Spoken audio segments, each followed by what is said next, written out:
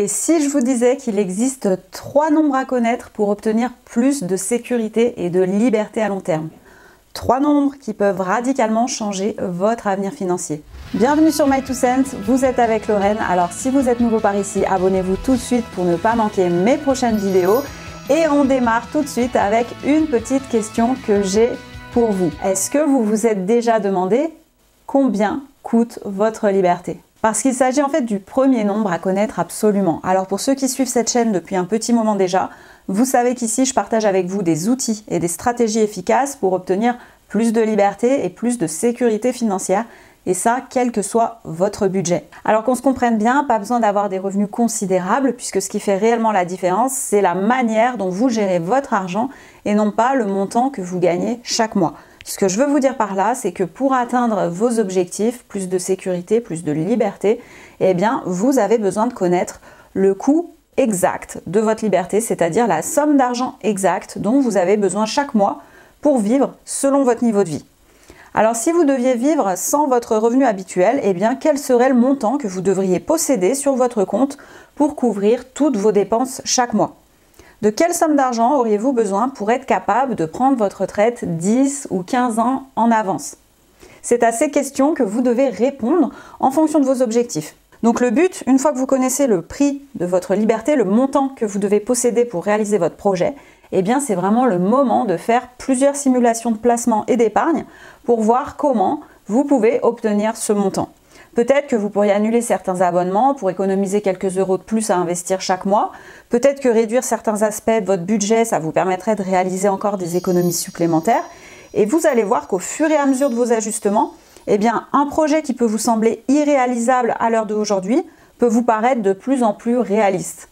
Et en plus, si vous voyez les choses en grand, eh bien, ça va vous permettre de rester concentré sur votre plan. Et il n'y a rien de plus motivant que d'avoir un véritable objectif de vie à suivre et de voir que vous vous en rapprochez chaque jour.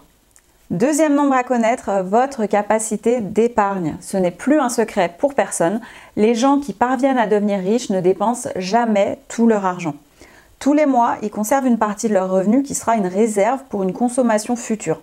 Donc comme ça, ils font grossir leur épargne mois après mois et ils ont la possibilité de l'investir et donc de faire fructifier leur argent sans avoir à travailler, sans avoir à utiliser leur temps.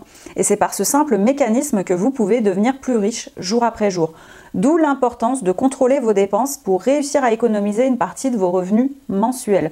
Personnellement, j'ai toujours essayé de conserver au moins 10% de mes revenus chaque mois. Alors bien entendu, je vous donne ce chiffre qui est au final plutôt personnel parce que je sais évidemment que nous n'avons pas tous les mêmes revenus, nous n'avons pas tous les mêmes exigences en ce qui concerne notre niveau de vie et nous n'avons pas tous le même rapport à l'argent. C'est pourquoi c'est à vous et à vous seul de déterminer ce pourcentage, le pourcentage de vos revenus que vous avez envie d'épargner chaque mois, afin de vous enrichir petit à petit, plus ou moins rapidement, selon vos exigences. Mais en tout cas, quels que soient vos revenus, l'essentiel c'est de déterminer le pourcentage qui vous convient. Alors que ce soit de l'épargne de 1, 2 ou même 3% de vos revenus, eh bien sachez que dès que vous allez prendre cette petite habitude, vous allez être très vite récompensé par la sécurité que ça vous apporte.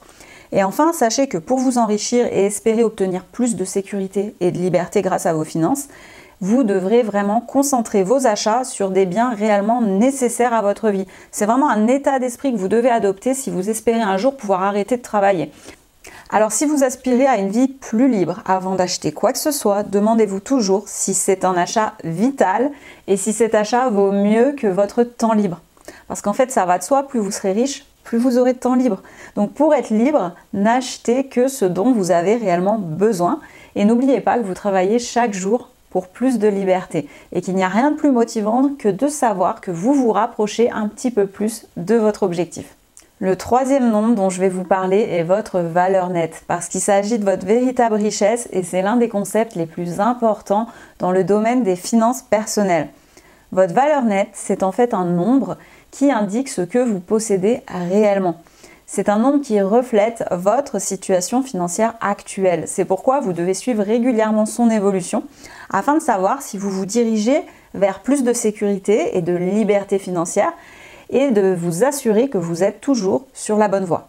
En fait, ce calcul vous permet de déterminer combien d'argent il vous resterait si vous remboursiez d'un coup toutes vos dettes en vendant tous vos actifs et en utilisant toute votre épargne. C'est donc un nombre théorique puisqu'en réalité personne ne fait ça, mais il est important de connaître ce nombre afin d'avoir un aperçu plus précis de votre situation. Alors par exemple, vous vendez votre maison à profit pour 300 000 €, sachant qu'il vous reste encore 250 000 € à rembourser à la banque pour votre crédit immobilier.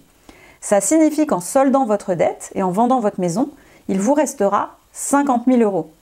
C'est votre valeur nette, 50 000 €. Ça, c'est la première partie du calcul. Mais maintenant, supposons que vous avez aussi un crédit auto à rembourser de 10 000 €. Eh bien, il faudra prendre en compte cette dette dans le calcul de votre valeur nette et enlever ces 10 000 €, ce qui fait qu'il vous restera en réalité 40 000 €. Donc là, dans cet exemple, vous avez une valeur nette de 40 000 €. Et pour vous assurer que vous êtes bien en train de vous enrichir, eh bien, vous devrez refaire ce calcul tous les 6 mois ou alors au moins chaque année et vérifier que ce nombre est en augmentation et non pas l'inverse. C'est vraiment important de suivre régulièrement l'évolution de ce nombre parce que c'est comme ça que vous vous engagez sur la voie de la liberté financière et que vous vous assurez une retraite anticipée. Si votre valeur nette est positive, eh bien c'est fantastique puisque ça signifie que s'il vous arrive quelque chose dans votre vie, vous avez déjà de quoi assurer vos arrières.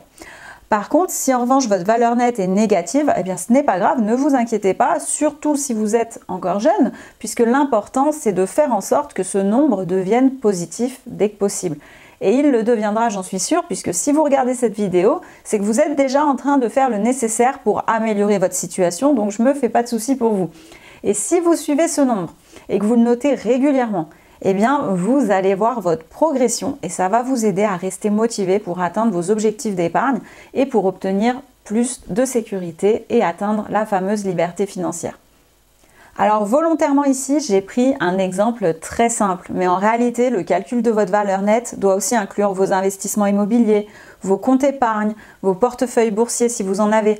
Alors ce que je vous recommande, si vous n'avez encore jamais calculé votre valeur nette, eh bien c'est de regarder cette vidéo dans laquelle vous trouverez plus de détails pour effectuer ce calcul.